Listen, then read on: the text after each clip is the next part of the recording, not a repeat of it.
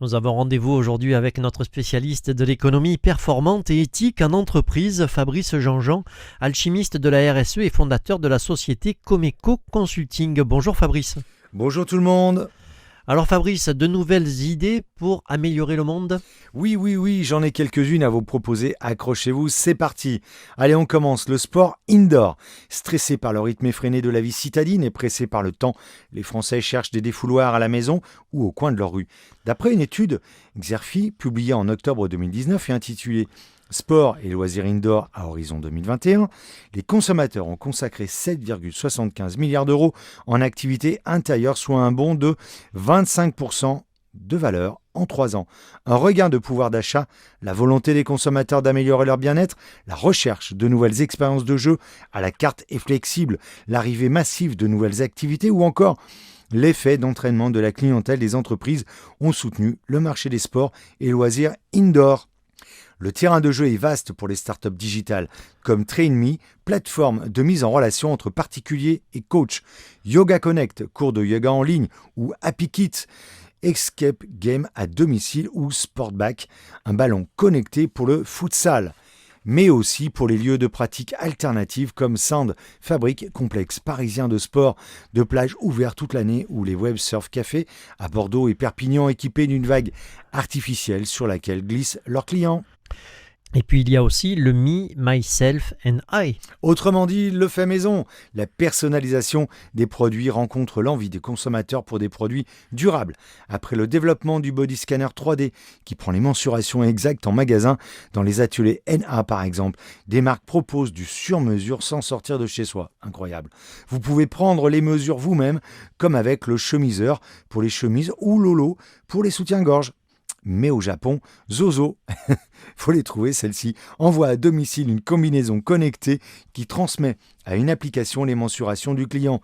Élaborer un produit idéal pour une morphologie unique peut passer par la technologie. Mais attention, le rapport humain reste important dans la personnalisation, met en garde Monique Large, fondatrice du cabinet Pollen Consulting. La marque Bergamia propose ainsi une prise de taille sur rendez-vous. La tendance touche aussi les accessoires.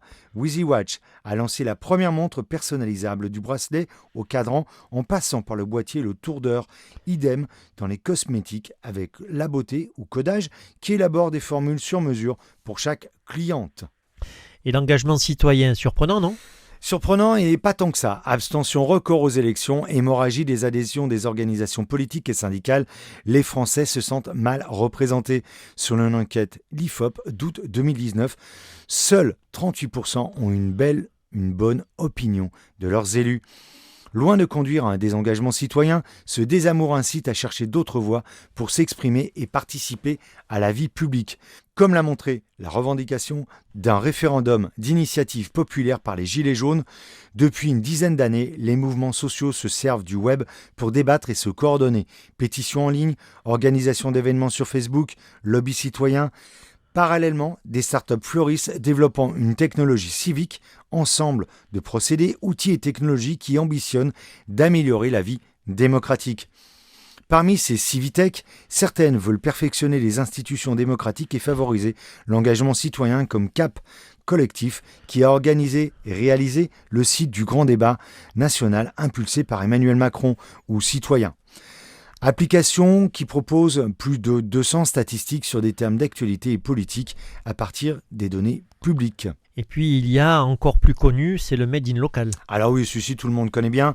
Protéger l'emploi, favoriser une production vertueuse, réduire forcément l'empreinte carbone, la proximité est devenue une tendance lourde de consommation. Selon l'Observatoire CTLM de février 2019, 89% des Européens apprécient les produits locaux et 75% sont prêts à payer un peu plus cher pour les acheter. Exemple symptomatique, l'explosion des microbrasseries et microdistilleries. D'après les brasseurs de France, le nombre de brasseries a bondi de 1000 à 1600 en 2018. Un coup d'œil sur le site Tudigo, la plateforme de financement participatif des entreprises Made in Local, montre l'ampleur du mouvement, surtout en région, mais qui touche aussi la capitale. Et parlant de capitale, la mairie de Paris a lancé son propre label Made in Paris pour valoriser la production locale de bijoux. pièces d'art, accessoires de mode. L'alimentaire y a aussi pris ses quartiers, comme la laiterie de Paris, qui fabrique des fromages à 2 pas de Montmartre. Peace and Love propose aux particuliers de louer des parcelles de potager dans sa ferme urbaine du 15e arrondissement, tandis que Fleurs d'ici vend des bouquets de fleurs locales et de saison. En périphérie de Paris, à Montreuil, artisans, designers et start-upers travaillent au coude à coude avec Makerspace, ici Montreuil, devenu Make Ici. Il a essaimé à Marseille, à Aix-en-Provence et à Nantes. On compte en France 1800 tiers-lieux, dont près de 400 Fab Labs. Alors rendez-vous la semaine prochaine pour la suite et fin de nos merveilleuses idées pour améliorer le monde. Un grand merci Fabrice. Nous aussi, on a notre Made in RCF. C'est votre chronique que l'on peut d'ailleurs retrouver en podcast sur le site rcf.fr. Si on veut un peu plus de renseignements sur votre activité, eh bien on peut tout simplement consulter votre site internet www.comeco-paca.com. Merci Fabrice, puis à la semaine prochaine. Au revoir. Merci, au revoir tout le monde et bonne journée.